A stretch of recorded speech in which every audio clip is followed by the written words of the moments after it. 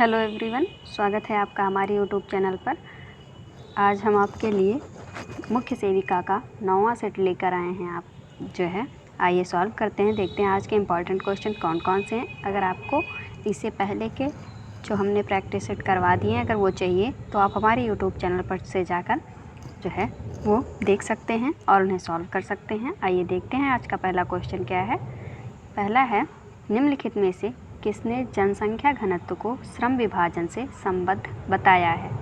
Options दिए गए हैं, Herbert Spencer, Adam Smith, Durkheim या मैक्स वेबर। बताइए आप लोग इनमें से किसने जो है जनसंख्या घनत्व को श्रम विभाजन से संबंध बताया है। दोस्तों इसका राइट आंसर हो जाएगा ऑप्शन सी, दुर्खीम। दुर्खीम ने जो है जनसंख्या घनत्व को श्रम से विभाजन से संबंधित बताया है। बढ़ते हैं अगले क्वेश्चन पे। देखिए दुर्खीम का क्या मत था। दुर्खीम का मत था कि प्राचीन समाज में श्रम विभाजन स्पष्ट नहीं था और समाज सरल था, सामाजिक आवश्यकताएं भी कम थीं। इससे समाज के अंगों के कार्य सीमित थे। जैसे जैसे जनसंख्या एवं हमारी आवश्यकताएं बढ़ी वैसे वैसे श्रम विभाजन और विशिष्टीकरण की भी आवश्यकता बढ़ने लगी। इससे समाज के अंगों के बीच परस्पर निर्भरता बढ़ने लगी। आइए देखते हैं अगला क्वेश्चन क्या है। अगला है, निम्नलिखित में से कौन सर्वाधिक जनसंख्या वाला देश है। ऑप्शंस दिए गए हैं, भारत, रूस, चीन, संयुक्त राज्य अमेरिका। तो इसका राइट आंसर हो जाएगा आपका ऑप्शन सी, चीन। चीन जो है सर्वाधिक जनसंख्या वाला देश है। 2011 की जनगणना के अनुसार विश्व का सर्वाधिक जनसंख्या वाला देश चीन है। इसके बाद भारत, तब संयुक्त राज्य अमेरिका का स्थान आता है। चीन में विश्व की जनसंख्या का 18.72% एवं भारत में 17.5% भाग पाया जाता है। ठीक है, पहला स्थान चीन का है, उसके बाद भारत है, तब जाकर संयुक्त राज्य अमेरिका का स्थान है। अगला है, 5000 जनसंख्या से कम वाली बस्ती को क्या कहते हैं। ग्रामीण, नगरीय, जनजाति या ग्रामीण नगरीय। बताइए इसका राइट आंसर क्या होगा।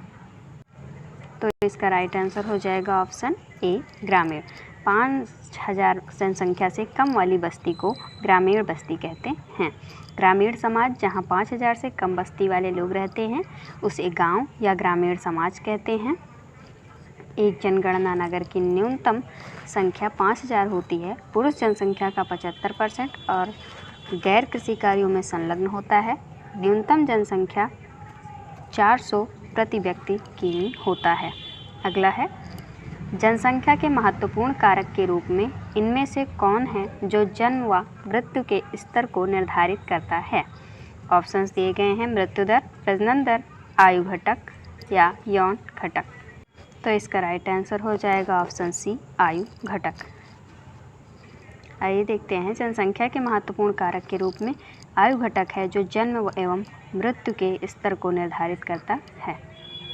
अगला है, भारतीय जनसंख्या को 6 व्यापक प्रजातीय समूहों में किसने वर्गीकृत किया। बताइए आप लोग, भारतीय जनसंख्या को 6 व्यापक प्रजातीय समूहों में किसने जो है वर्गीकृत किया। ऑप्शंस दिए गए हैं, रिजले, BS गुहा, ग्रोवर या उपर्युक्त सभी। तो इसका राइट आंसर हो जाएगा ऑप्शन बी, BM गुहा। BM गुहा ने भारतीय प्रजातियों को 6 भागों में वर्गीकृत किया है। वो कौन कौन से हैं, नेग्रिटो, आद्य ऑस्ट्रेलाइड, मंगोलाइड, पूर्व मंगोलाइड, पश्चिमी चौड़े सिर वाली प्रजातियाँ तथा नार्डिक प्रजाति। ये 6 प्रजातियों में जो है BM गुहा ने भारतीय प्रजाति को बांटा है। अगला क्वेश्चन है, किस वर्ष तक वृद्ध लोगों की संख्या 10 वर्ष से कम उम्र के बच्चों की संख्या से अधिक होने की संभावना है। ऑप्शंस दिए गए हैं, 2030 में, 2040 में, 2050 में या 2060 में। तो इसका राइट आंसर हो जाएगा ऑप्शन ए, 2030 में। 2030 में जो है वृद्ध लोगों की संख्या 10 वर्ष से कम उम्र के बच्चों की संख्या से अधिक होने की संभावना है। किसके अनुसार, 2018-19 के आर्थिक सर्वेक्षण के अनुसार। ठीक है,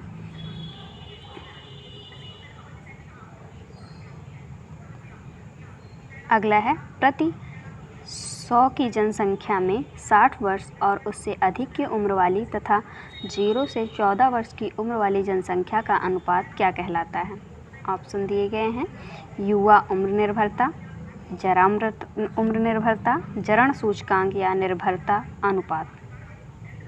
तो इसका राइट आंसर हो जाएगा ऑप्शन सी, जरण सूचकांक। ठीक है, व्याख्या में है एजिंग इंडेक्स जरण सूचकांक एक विशिष्ट आबादी में 15 वर्ष से कम तथा 60 वर्ष या उससे अधिक उम्र के प्रति 100 व्यक्तियों की संख्या के अनुपात को संदर्भित करता है। अगला क्वेश्चन है संयुक्त राष्ट्र के सदस्यों राज्यों द्वारा विश्व जनसंख्या कार्य योजना का प्रारूप कहाँ तैयार किया गया और स्वीकार किया गया। जो है ऑप्शंस दिए गए हैं मैक्सिको सम्मेलन, बुखारेस्ट सम्मेलन, काहिरा सम्मेलन या कोपेनहेगन शिखर सम्मेलन। तो इसका राइट आंसर हो जाएगा ऑप्शन बी, बुखारेस्ट सम्मेलन। तीसरे विश्व जनसंख्या सम्मेलन जो कि 19 से 30 अगस्त जो है 1974 में बुखारेस्ट रोमानिया में आयोजित किया गया था। इसमें कितने देश ने हिस्सा लिया था? 135 देशों के प्रतिनिधियों ने हिस्सा लिया था। संयुक्त राष्ट्र के जो है सदस्य राज्यों द्वारा विश्व जनसंख्या कार्य योजना का प्रारूप इसी बुखारेस्ट सम्मेलन में तैयार और स्वीकार किया गया। तैयार भी किया गया था और स्वीकार भी किया गया था। अगला है भारत में दोहरी रिपोर्टिंग प्रणाली के पद्धति विज्ञान का संबंध किससे है? ऑप्शंस दिए गए हैं महत्वपूर्ण पंजीकरण प्रणाली से, राष्ट्रीय प्रतिदर्श सर्वेक्षण से, प्रतिदर्श पंजीकरण से प्रणाली से या फिर जनगणना से। बताइए इसका राइट आंसर क्या हो जाएगा? भारत में दोहरी रिपोर्टिंग प्रणाली के पद्धति विज्ञान का संबंध। इस तरह से इसका राइट आंसर हो जाएगा ऑप्शन सी, प्रतिदर्श पंजीकरण प्रणाली से। भारत में दोहरी रिपोर्टिंग प्रणाली के पद्धति विज्ञान का संबंध प्रतिदर्श पंजीकरण प्रणाली SRS से है। यह प्रणाली राष्ट्रीय और राज्य स्तरों पर जन्म दर, मृत्यु दर तथा अन्य प्रजनन एवं शिशु मृत्यु दर आदि संकेतकों के विश्वसनीय वार्षिक अनुमानों को उपलब्ध कराने हेतु बड़े पैमाने का जनसांख्यिकी सर्वेक्षण है। अगला है कौन सा राज्य अपनी कुल आबादी के हिस्से के रूप में भारत की जनसंख्या वृद्धि की प्रतिशतता में सबसे ज़्यादा योगदान करता है? ऑप्शंस दिए गए हैं उत्तर प्रदेश, बिहार, मध्य प्रदेश या राजस्थान। बताइए कौन सा राज्य कुल आबादी के हिस्से के रूप में भारत की जनसंख्या वृद्धि की प्रतिशतता में सबसे ज़्यादा योगदान देता है? दोस्तों इसका राइट आंसर हो जाएगा ऑप्शन बी, बिहार। बिहार जो है जनसंख्या वृद्धि की प्रतिशतता में सबसे ज़्यादा योगदान देता है। इसकी व्याख्या दी गई है अपनी कुल आबादी के हिस्से के रूप में भारत की जनसंख्या वृद्धि की प्रतिशतता में सबसे ज़्यादा योगदान बिहार का है। बिहार की 10 की जनसंख्या वृद्धि दर वर्ष 2011 में 27.95% थी, जो राज्यों में मेघालय के बाद दूसरा सर्वाधिक वृद्धि दर रही है। यह भारत का 12वां सबसे बड़ा राज्य है जिसका क्षेत्रफल 94,163 किलोमीटर स्क्वायर है, यानी 63,357 वर्ग मील है। आबादी के अनुसार यह भारत का तीसरा सबसे बड़ा राज्य है। अगला है भारत में जो है किस वर्ष जनन और बाल स्वास्थ्य उपागम पहली बार अपनाया गया? ऑप्शंस दिए गए हैं 1995, 2000, 1990 या 2005 में। तो बताइए भारत में किस वर्ष जनन और बाल स्वास्थ्य उपागम पहली बार अपनाया गया था? इसका राइट आंसर हो जाएगा ऑप्शन ए, 1995 में जो है जनन और बाल स्वास्थ्य उपागम अपनाया गया था। अगला है अपने देश में विभिन्न कारणों से उच्च स्त्री मृत्यु दर के सांख्यिकी प्रभाव के संदर्भ में मिसिंग वुमेन की संकल्पना का प्रतिपादन निम्नलिखित में से किसने किया? आशीष बोस, अमर्त्य सेन, प्रवीण विसारिया या JR रेले। तो इसका राइट आंसर हो जाएगा ऑप्शन बी, अमर्त्य सेन। अमर्त्य सेन ने जो है मिसिंग वुमेन की संकल्पना का प्रतिपादन किया था। अमर्त्य सेन कौन थे? अमर्त्य सेन जो है अर्थशास्त्र के नोबेल पुरस्कार द्वारा सम्मानित व्यक्ति हैं। उन्होंने अपने देश में विभिन्न कारणों से उच्च स्त्री मृत्यु दर के सांख्यिकी प्रभाव के संदर्भ में मिसिंग वुमेन की संकल्पना का प्रतिपादन किया। उनके अनुसार वैश्विक स्तर पर जो है महिलाएं कई देशों में कम हो रही हैं। अगला क्वेश्चन है जीवन सारणी लाइफ टेबल का निर्माण किसकी मदद से किया जाता है? ऑप्शंस दिए गए हैं शिशु मृत्यु दर, अपरिष्कृत मृत्यु दर, आयु विशिष्ट मृत्यु दर या आयु लिंग पिरामिड मृत्यु दर। तो बताइए इसका राइट आंसर कौन सा हो जाएगा। इसका राइट आंसर हो जाएगा ऑप्शन सी, आयु विशिष्ट मृत्यु दर। जीवन सारणी का निर्माण आयु विशिष्ट मृत्यु दर की मदद से किया जाता है। जीवन सारणी अनिवार्य रूप से समय के साथ एक आबादी में जन्मों और मौतों की अनुसूची है। इस तरह के आंकड़े को समझने और जनसंख्या गतिशीलता की भविष्यवाणी करने के लिए महत्वपूर्ण मानदंडों की एक संख्या का इस्तेमाल किया जाता है। अगला क्वेश्चन है, वह विज्ञान जो वृद्धावस्था की जनसंख्या का अध्ययन करता है क्या कहलाता है। वृद्धावस्था की जनसंख्या का अध्ययन करने वाला विज्ञान क्या कहलाता है। ऑप्शंस दिए गए हैं, gerontology, social work, social biology या जीनियोलॉजी। बताइए आप लोग इनमें से कौन सा राइट होगा। तो दोस्तों इसका राइट आंसर हो जाएगा ऑप्शन ए, जेरोंटोलॉजी। ये जो है वृद्धावस्था की जनसंख्या का अध्ययन करता है। आइए देख लेते हैं जेरोंटोलॉजी है क्या। जेरोंटोलॉजी वह विज्ञान है जो वृद्धावस्था की जनसंख्या का अध्ययन करता है। बूढ़े होने की प्रक्रिया, वृद्धावस्था तथा वयोवृद्धि की समस्याओं के अध्ययन करने वाली ज्ञान की शाखा जरा विज्ञान कहलाती है। पश्चिमी देशों में सन 1960 से वृद्धों की समस्याओं और उनके निदान पर विशेष ध्यान दिया जाने लगा। पश्चिमी देशों में कब? 1960 में। अगला है, जनसंख्या की स्वाभाविक वृद्धि से क्या तात्पर्य है। ऑप्शंस दिए गए हैं, मृत्यु से जन्म की अधिकता, उत्प्रवसन से आप्रवास की अधिकता, बहिर्प्रवसन से आंतरिक प्रवसन की अधिकता या उपर्युक्त में से कोई नहीं। तो इसका राइट आंसर हो जाएगा ऑप्शन ए, मृत्यु से जन्म की अधिकता।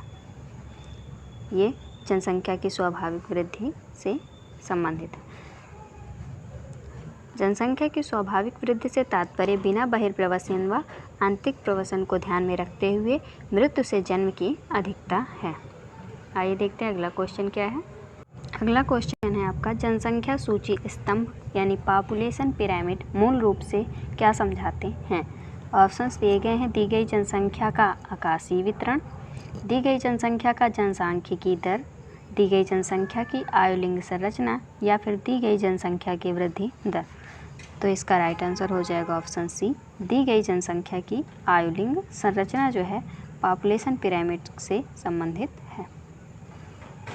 जनसंख्या पिरामिड जनसंख्या के दिए गए समय पर आयुलिंग वितरण के पक्ष का ग्राफिकी प्रतिरूपण है। जनसंख्या पिरामिड जनसंख्या के संक्रमण सिद्धांत के अलग अलग स्तरों में जन्म दर व मृत्यु दर को दर्शाते हैं। साथ ही साथ यह एक देश में आश्रित लोगों की संख्या और जन्म के समय अनुमानित जीवन संभावना को दर्शाता है। अगला है, निम्नलिखित में से किसके परिणाम स्वरूप उच्चतर बाल निर्भरता अनुपात होता है। जन्म के समय बढ़ती हुई आयु संभाविता, बाल श्रमिकों का उच्च समानुपात, उच्चतर प्रजनन दर या प्रौढ़ व्यक्तियों की स्थानांतरण। बताइए इसका राइट आंसर क्या हो जाएगा। इसका राइट आंसर हो जाएगा ऑप्शन सी, उच्चतर प्रजनन दर जो है बाल निर्भरता अनुपात होता है। प्रजनन दर किसी वर्ग विशेष में कुल सजीव जन्मे बच्चों एवं संतानोत्पादक आयु वर्ग की प्रति 1000 स्त्रियों का अनुपात होता है। इसके अनुसार संतानोत्पादक आयु वर्ग की स्त्रियां सजीव बच्चों को जन्म देकर किस प्रकार वर्तमान जनसंख्या में वृद्धि करते हैं। अगला है, भारत में स्त्री जाति दर के कम होने का कारण निम्नलिखित में से कौन सा नहीं है। लिंग भूमिका रूढ़ हो जाना तथा परंपरागत भूमि पर अपेक्षाएं, या फिर दहेज प्रथा तथा व्यापक असाक्षरता, या ग्रामीण क्षेत्रों से शहरी क्षेत्रों में महिला कार्यबल का प्रवर्जन, या लिंग चयनित गर्भपात। राइट आंसर हो जाएगा ऑप्शन सी, ग्रामीण क्षेत्रों से शहरी क्षेत्रों में महिला कार्यबल का प्रवर्जन।